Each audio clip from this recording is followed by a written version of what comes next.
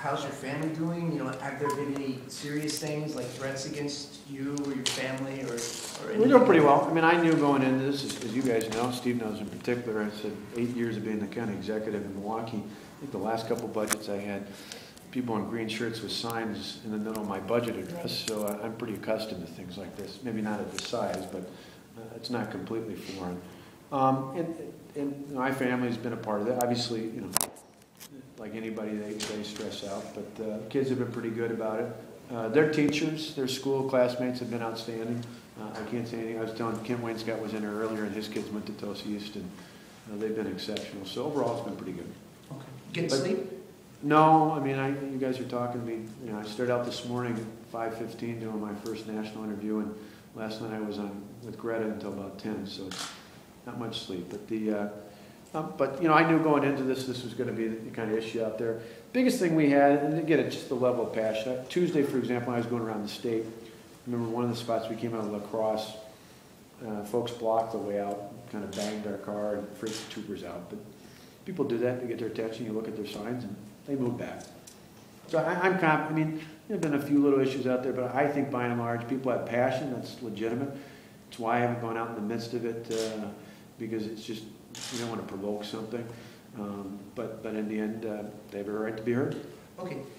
Marty Beal said today that they'd be willing to give you the financial concessions on the benefits that you're asking for if you could leave their union bargaining rights untouched. What do you think of that offer? It doesn't work, and the reason is, having been a local government official, is we've got 72 counties, 424 school districts, over 1,000 municipalities. And like every other state, or nearly every other state across the country, our budget's going to have cuts in aids to local government. In fact, New York and California, I've talked about before, cut billions of dollars out of schools, the university system, local governments, without giving them any tools. My goal all along has been to say, to give all these folks, and I asked for it in the past, the tools to control their own budgets. You've got to give them some flexibility. And I know as a local government official, collective bargaining was time and time again the thing that stood in the way of local governments, school districts being able to balance their budget. And I can't guarantee, even if Marty Beal says on behalf of state workers and asks me, and there's other bargaining units out there that they'll accept things, that there's any guarantee that every other school district, county, town, village, or town board is going to get those same sorts of agreements there. Okay, to follow up on that though, couldn't you have the bill mandate the concessions in the law to 5% and 12%, both at the state and local level, but leave open, you know, the changes on fair share payments, and just leave current law on when they have to have elections for their unions, and then you're getting all the financial stuff you want at the state level and for the local level when you make those cuts, but you're not hitting this issue that is upsetting to people so much. Well, if I had just done that to begin with, they'd still be out protesting. Let's not kid ourselves. I mean, the reality is it's about the money. It's about employees' money to begin with, that many of these folks, many districts have never given anything for health care. And so it is about the money. But more importantly, for the national union leaders who are here, it's about the money as well. And they want to be able to continue to mandate without say that union dues are taken out of the payrolls of all these workers. And to me, I think at a time when we're going to ask more from our workers, ask more from our public employees, they should have the right to say whether or not they want to be in a union, and they should also ultimately not be forced to have that money taken out of their salary. You're talking $500–600 or more per worker out there, sometimes more depending on the jurisdiction and the unit they're in. They should have every right to take that money and apply it to health care and to pension payments. What would you say to just somebody who said that you also want that money to not be taken out because you want to weaken national unions that traditionally have worked against Republican leaders like you? The bottom line is, if the argument's about democracy, which I've heard all week, what's the problem with letting people choose whether they're in a union or not? Is it grounds for at least some kind of negotiation to be started? In terms of negotiation with who? The unions or the Democrats, or is that a wide open question? All of the above. I mean, in the end, we've shown after 17 hours, which I served here, really is unprecedented in terms of the amount of public testimony offered in front of the Joint Finance Committee. we had our staff there, obviously lawmakers were there. I know a lot of other issues have kind of drowned this out, but when you look at what happened in the motion that was passed in finance the other day, it largely reflects a number of changes from items that were brought up in front of that panel and then items that were brought up from other lawmakers. You know, people like Van Wangart and Joe Nylands and others raised concerns, particularly about teachers. You know, we've got the strongest civil service system in the country. That remains fully intact after this bill passes. Teachers do not have the same thing, so this bill provides for an outlet to have a similar type grievance system within the school districts. Those were all changes made to accommodate legitimate concerns people had to make sure their rights were protected. Those are things we certainly can accommodate. But if either the union or the Democrats, these days are fairly synonymous, want to come in and gut the bill from the standpoint of what will allow local governments and state government to balance their budget, to me, I'm not here to negotiate a budget. This is about balancing the budget, and I got no money. The state's broke. We got a $3.6 billion budget deficit going into the next budget, and we're not unlike nearly everybody else across the country. And so for us, this is only one part, as we'll introduce in a week, of balancing the next state budget.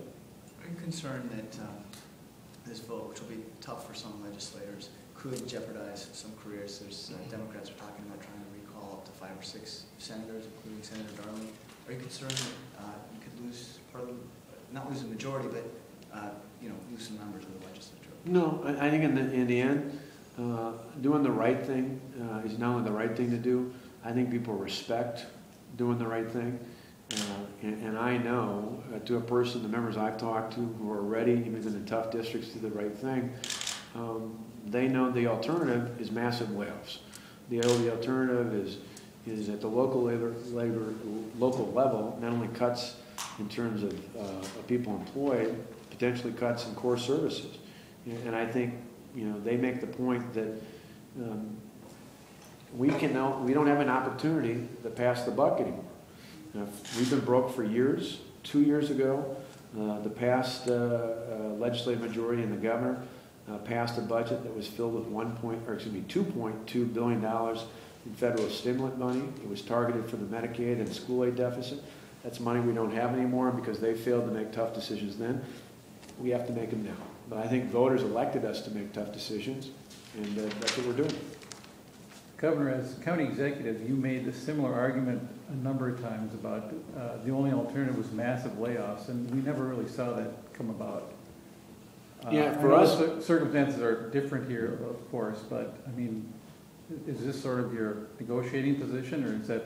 No, we're pretty straightforward in this. I mean, when I was at the county, as you know, Steve, I mean, I pointed out in the last couple of years, the county board, much to my surprise, passed budgets that included not all, but many of the concessions I tried to get. They're still at a point now, or even now in this budget, where they're trying to get those. And the alternative, if they don't get them, is to have cutbacks, or in our case, when we were at the county, were significant furloughs. I'm not going to do furloughs in this budget. To me, that's not a good long-term decision in terms of balancing your budget.